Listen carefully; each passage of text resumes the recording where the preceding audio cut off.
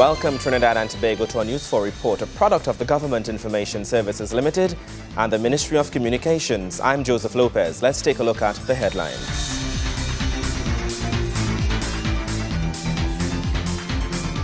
The Senate passes the Economic Partnership Agreement.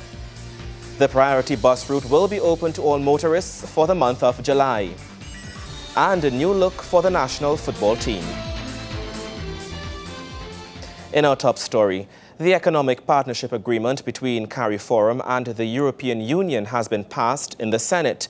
The agreement will see numerous benefits come to Trinidad and Tobago through the country's expansion into new global markets. Trinidad and Tobago stands to benefit tremendously from the transfer of goods and services between this country and the European Union.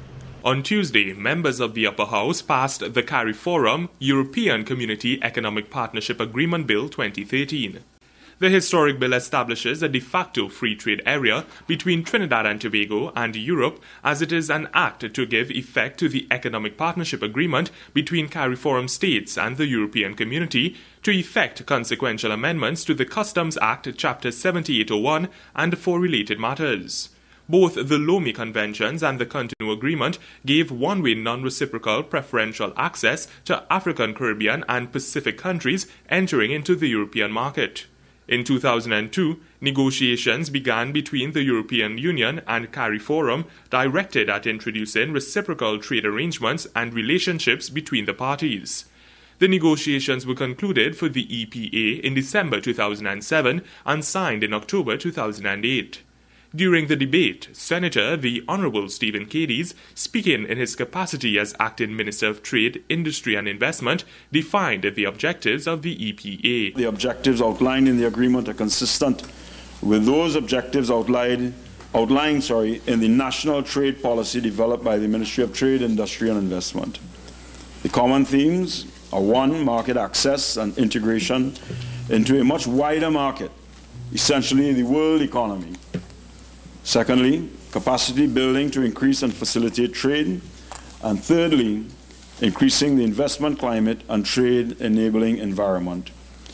Key objectives of the trade policy and the strategy for Trinidad and Tobago include expanding market access for Trinidad and Tobago's goods and services globally and regionally, safeguarding sensitive productive sectors, increasing production competitiveness and the export of high-value goods, improving the business and trade enabling environment, strengthening the institutional framework for trade, and mobilizing resources to finance the needs of trade-related sectors. The benefits of the EPA are said to be contribution to and eventual eradication of poverty, promoting regional integration, economic cooperation of good governance, promoting the gradual integration of the CARIFORUM states into the world economy, improving CARIFORUM states' capacity in trade policy and trade-related issues, supporting the conditions for increasing investments and private sector initiatives and enhancing supply capacity, competitiveness and economic growth, and strengthening the relationship that exists between CARIFORUM and the European Union on the basis of solidarity and mutual interest. Minister Cadiz said in Trinidad and Tobago, the EPA will benefit professionals, service providers and the creative industries as well as manufacturers. When we are exposed to a much wider region, we can become true global players. Again, just like in our energy sector, where the energy sector has met global standards and we are able to compete, as I say, mano a mano with any other country in the world when it comes to the energy sector, whether it is LNG or it is ammonia or it is methanol, or obviously fuel oil and what have you. It now gives our local manufacturers and service providers, it gives them that opportunity to up the ante to ensure that they can compete globally, because that is where the market is. CARICOM has a market of, I think, 5 million people, and then regionally we have a market of maybe 40 million people, and then if you extend that, for instance, into Central America, you're now talking up to about 70 million people, and that is just within the region alone, far less for the EU. So by gaining access to the EU through the EPA, we are going to see our manufacturers really and truly start thinking about expansion, and of course expansion means additional investment, then comes right down through the chain, leading to additional employment.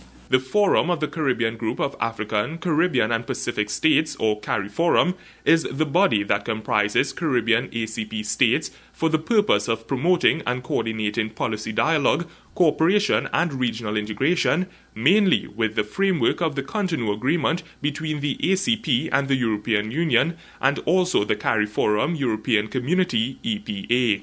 Nikolai Edwards, News 4. The wait will soon be over for thousands of primary school students who start this year's SE examination. The Ministry of Education will release the results of the examination, which would indicate which secondary school each Standard 5 student has qualified for. The countdown is on for over 18,000 Standard 5 students across Trinidad and Tobago who will receive the results of the 2013 Secondary Entrance Assessment on Thursday. A release from the Ministry of Education advised that the results would be released to the public. Principals have been instructed to collect results from their respective district offices at 8 a.m. for the distribution to parents and students of their schools at 9 a.m. Dr. The Honorable Tim Gopi Singh will visit the schools of the top 3 students to extend congratulations on behalf of the government of Trinidad and Tobago, his ministry and the national community. The SE examination is used to facilitate the placement of students in secondary schools throughout Trinidad and Tobago. It is comprised of 3 papers in the subjects of creative writing, mathematics and language arts, and covers the national curriculum for primary level education with a focus on standards 3 to 5. This year, students wrote the language arts and mathematics aspects of the SE exam on May 8th, while the creative writing assessment was done on March 14th. The format for release of the results will remain the same as last year, with placement slips from the school, the ministry's website at www.moe.gov.tt, and text messages. For those receiving text messages, the information will include the name of the school, the pupil, as well as the date of registration for the school. A link on the ministry's website will take users to a results page where candidates and their parents can access results either by entering the name of the primary school they attended or the names of the secondary schools they selected as their choices. Nikolai Edwards, News 4. Good news for motorists on the East-West corridor. We tell you why when we return. Stay with us.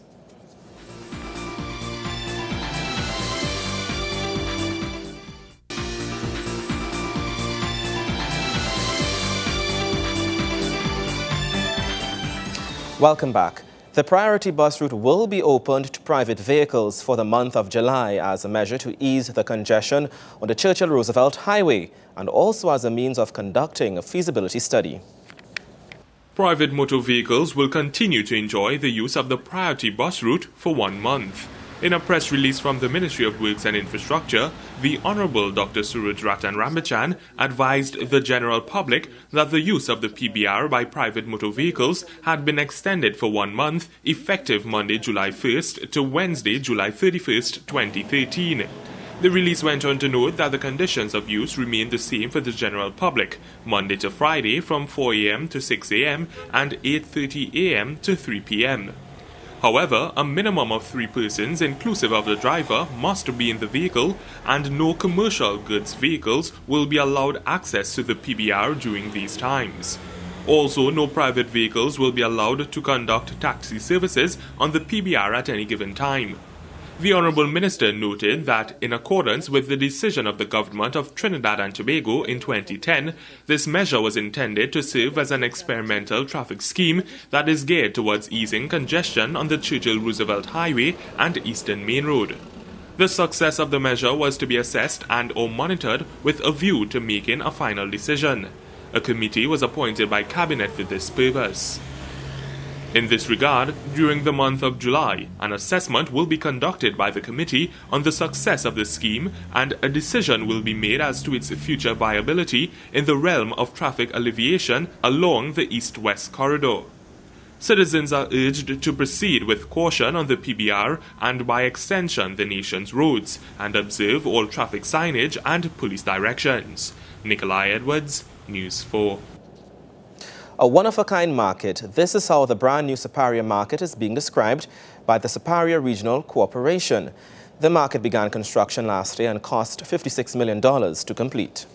Built on a little over 1 acre of land, the Siparia market boasts many high-tech and updated amenities, including Wi-Fi internet access. The corporation states in a press release that the newly completed market will host 170 farmers who wish to sell their produce and 8 butchers or fishermen to sell their meat or fish.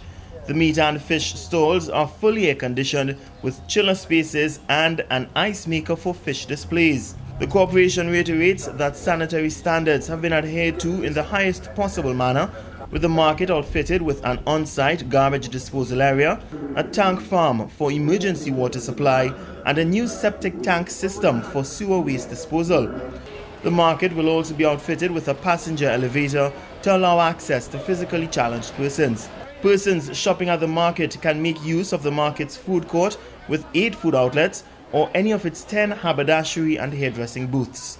The Siparia Corporation highlights that security is of importance with the installation of dusk-to-dawn lights and 2 security booths on site. Vendors are already using parts of the facility, while a date for its official opening is decided upon. Gregory McBurney, News 4. Minister of the People and Social Development, Dr. Glenn Ramadasinghe, took great pleasure in visiting the community of Freeport with the start of the TT Connect Express. Cycle 20 of the TT Connect Express marks the very first time in history in which communities across Trinidad and Tobago are being served at the same time. TT Connect, a division of the National Information and Communication Technology Company Limited, or iGov-TT, is mandated to make government information and services more readily accessible by members of numerous government ministries, state agencies and state enterprises, without having to visit these organizations individually. They can get the forms printed for other ministries that don't belong to us. And I think that's what the Ministry of the People is all about. So this connection is something that would have been envisaged before, in terms of the Ministry of the People being a pipeline or having several pipelines in the oil industry. It's called a Christmas tree, that is sending and distributing and collecting information back and forth to various ministries. This, of course, facilitates more efficiency on the government side regarding the way information and services are filtered to the public. But perhaps more importantly, it makes the public dealing with the government agencies more convenient. This synergy, working relationship, can produce exciting results in terms of service for the people of Trinidad and Tobago. So I'm taking up the offer of the iGov-TT, and we will be calling upon the services of the bus on a very, very regular basis. I think indeed it will be the start of great things. The minister says in meeting this mandate, TT Connect continues to execute its TT Connect Express services, a fleet of buses outfitted with and relying upon information and communication technology, ITC, that perform all the services available and TT Connect service centers. Probably in the logistics of the walkabout, we may not have the time to stop, but the bus can go strategically to a few locations and help. And what happens in Trinidad is that people who are needy, there's sometimes a cluster of people in challenged communities, so that when you show up in one particular area, you can actually service quite a few people from the area. And this is really, this is a moving Port of Spain. Essentially, every TT Connect Express bus acts as a roving mobile, able to be deployed in communities across Trinidad and Tobago to meet the needs of citizens. In doing so, the TT Connect Express is able to bring to communities, for that reasons, related infrastructure and culture that may not have been available themselves. In this respect, Minister Glenn Ramadasinghe says TT Connect Express continues to contribute to the TT Connect mandate and, by extension, that of iGov-TT. Coming up after the break, the latest in sports with Wayne Cunningham.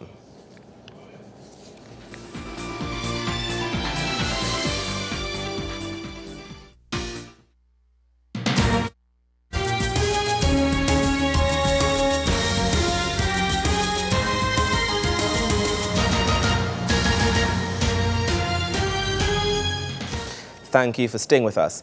At the end of day 2 of the CC-CAN Swimming Championships being held in Costa Rica, Trinidad and Tobago Christian Homer led the local medal haul with 2 goals.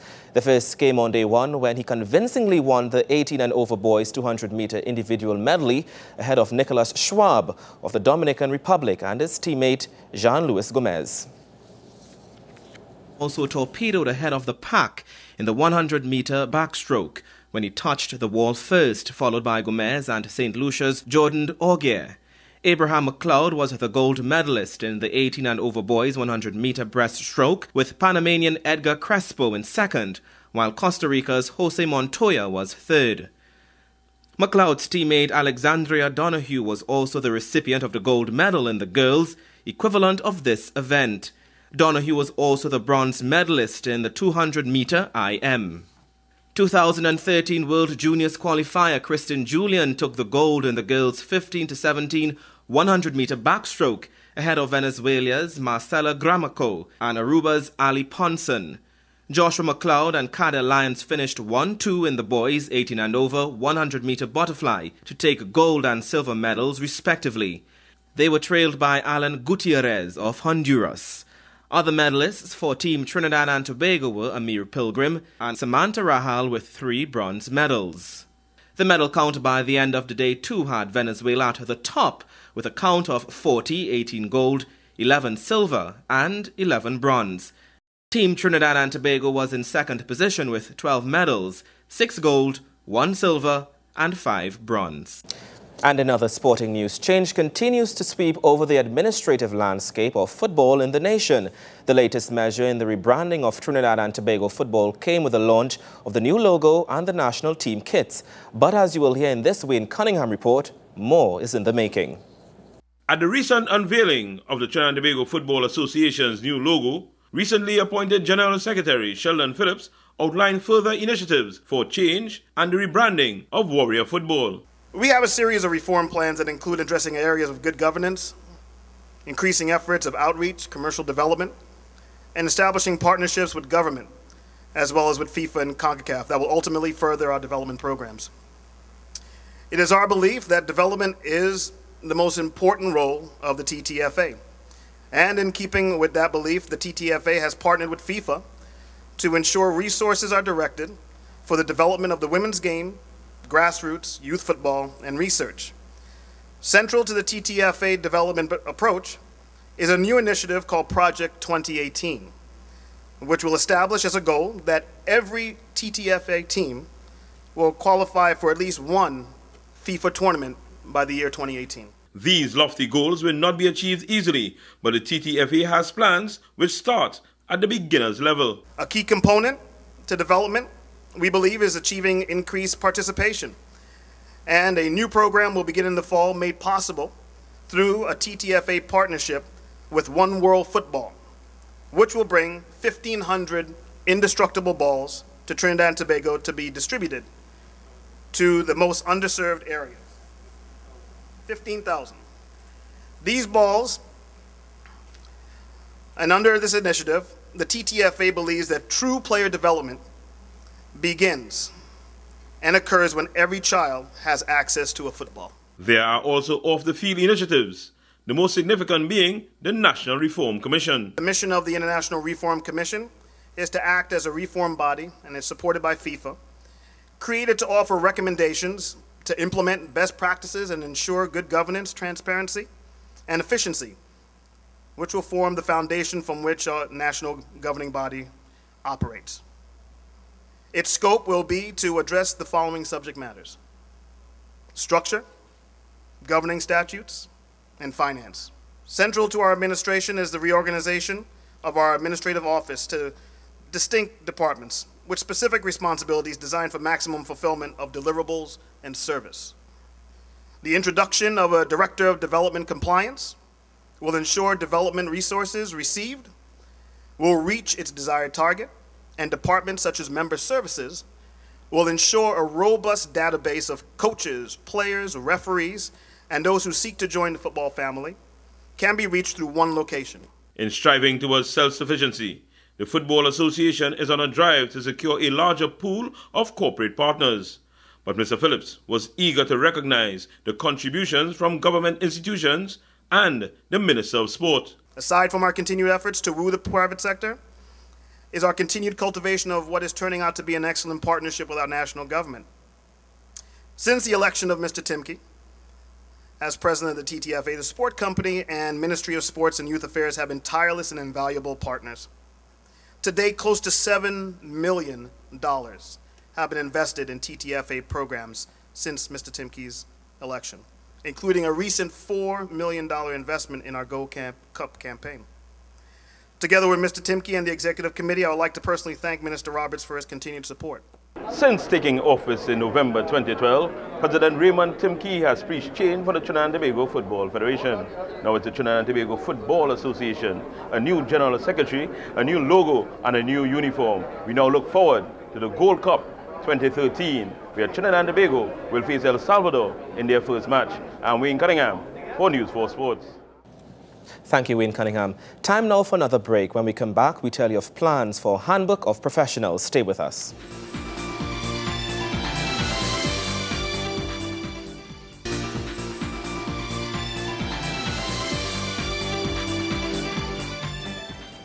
Welcome back. The Trinidad and Tobago Group of Professionals Association Limited has made it easier to search for professionals in Trinidad and Tobago.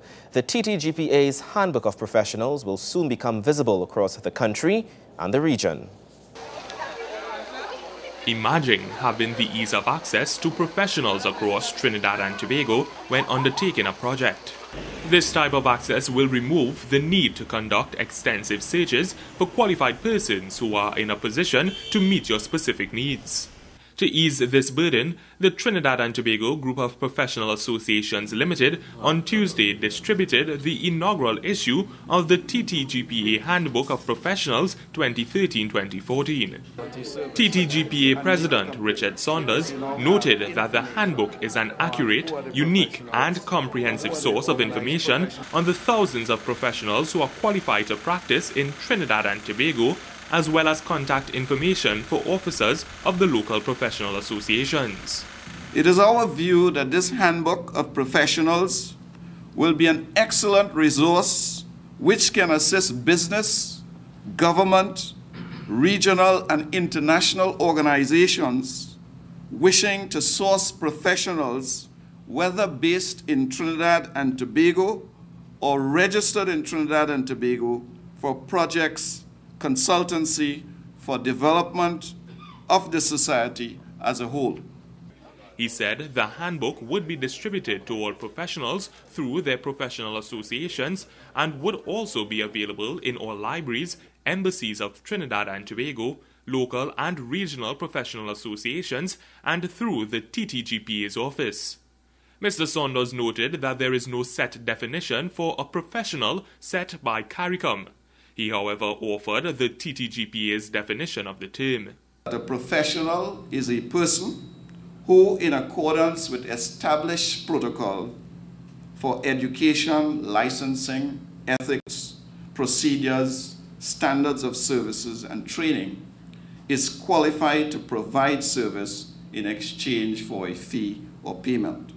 Minister of Planning and Sustainable Development, Senator the Honorable Bohindranath Tiwari, congratulated the TTGPA on the initiative. He said the handbook was more than a list of names and contact information, as it is an important step in building the sustaining infrastructure for professionals of this country. Professionals can also be customers of the handbook. It provides an avenue for networking, possible collaboration, and even situations where best practices and knowledge can be shared. This can only work to the benefit of professionals and their respective industries. Minister Tiwari admired its format and acknowledged that the end result spoke of the hard work that was put into its compilation. Nikolai Edwards, News 4. And that story brings us to the end of our News 4 report, a product of the Government Information Services Limited and the Ministry of Communications. I'm Joseph Lopez. Thank you for watching.